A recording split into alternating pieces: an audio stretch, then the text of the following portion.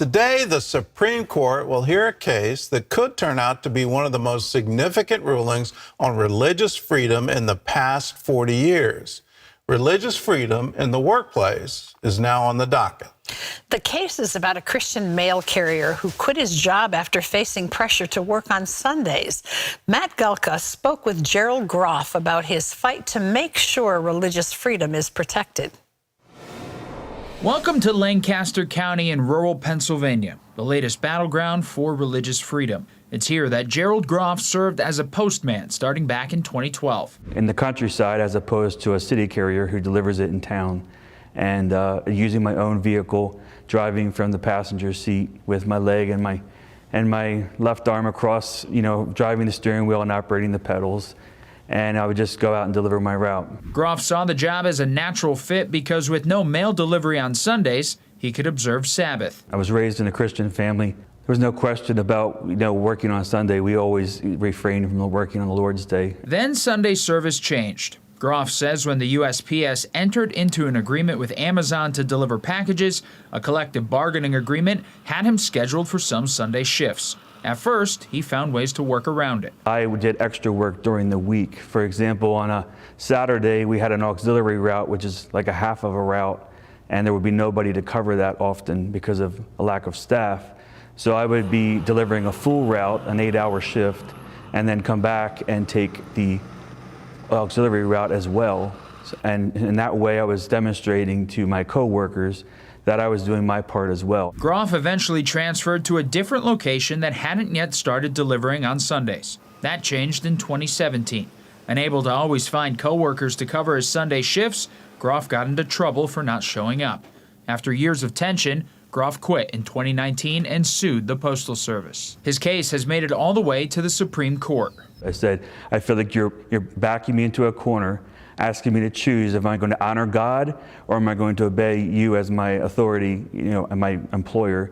I said, I mean no disrespect to you as my employer, but I have to choose God. What's at stake is how many accommodations employers have to make based on religion. A 1977 SCOTUS decision requires workers be reasonably accommodated for their religious beliefs without undue hardship on the employer. A lower court ruled that Groff's request for Sundays off created a burden for coworkers and his workplace. Randall Wenger helped get his case to the High Court. I think the message for everyone is our rights rise and fall together. So be out there rooting for Gerald because that's the liberty that we can all enjoy. Members of Congress, including Senators Tim Scott, Marco Rubio, and James Lankford, are backing Groff with a brief encouraging the court to revisit the definition of undue hardship. Let's protect the right for an individual to live their faith. If a person is a Muslim and they need to be able to pray 5 times a day and we can adjust around that for them to be able to do that, why wouldn't we do that? If a person is a Christian faith that says they're very strict on the Sabbath, and they want to be able to do that, why wouldn't we adjust around that to be able to allow them to be able to live this faith? This is a basic human dignity issue that we shouldn't step on. Other religious groups are also supporting Groff, as his case could have a far-reaching impact on the future of faith in the workplace. I really can't change what happened to me. That's in the past. But my motivation would be that if we win, first, we glorify God, and second, that we protect religious freedom so that doesn't happen to somebody else here in America. Here at the Supreme Court, oral arguments for the case are scheduled to begin April 18th. A decision could be one of the most consequential religious freedom determinations of the past 40 years. Matt Gelka, CBN News. Well, this is a significant case and worth watching and worth praying for, to say, do we have religious freedom in the United States? Is my job at risk when I celebrate the Sabbath, or I celebrate Christmas Day, or I celebrate Easter? These are very important holidays to our faith, and these are days where we honor God by saying, okay, I'm not going to work today. I grew up in Virginia, and in Virginia back in the 1960s, stores weren't allowed to be open. You weren't allowed to do these things. And then slowly over time, first it was the pharmacies. Well, we need to have them open so people can get their prescriptions filled on Sunday. Why they couldn't get them filled on Saturday, I don't know. But they said, okay, we'll open pharmacies. And then it was, well, we need to be able to provide food, and grocery stores were open. The restaurants were always open on Sunday, but once those two came through, then Sunday became a big shopping day.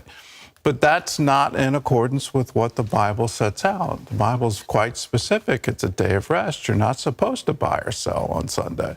But we seem to, as a culture, to be completely abandoning that. And now let's get our deliveries all done on Sunday.